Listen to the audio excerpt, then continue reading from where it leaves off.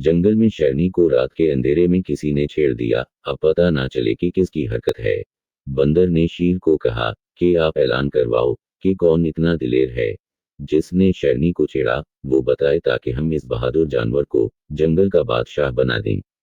बंदर की खोते से अनभिन थी। बंदर ने खोते को बोला, तुम जाओ और बादशाह को बोलो कि मैंने शेरनी को छेड़ा है, वो तुम्हें बादशाह बना देगा।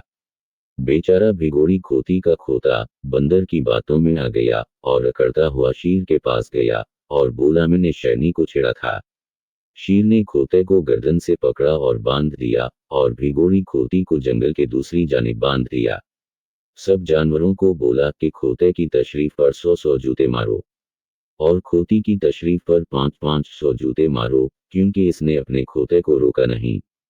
सब जूते मारने लगे। खोता बर्दाश्त करता रहा, मगर जब खोते को पता चला कि खोती को 500-500 लग रहे हैं, खोती की तशरीफ भी लालो लाल हुई पड़ी है। और दूसरा जुल्म ये कि बंदर को खोती पर निगरान मुकर्रर किया हुआ है। तब खोता तरफ गया, चीखें मार मार रोला डालने लगा, रोने और शोर करने लगा कि मैं बादशाह हूँ, मेरी मलका के साथ ज्यादती हो रही। अब खोते खोती की लाले लाले हुई पड़ी है, मगर वो अभी खुद को जंगल बादशाह समझ रहा है।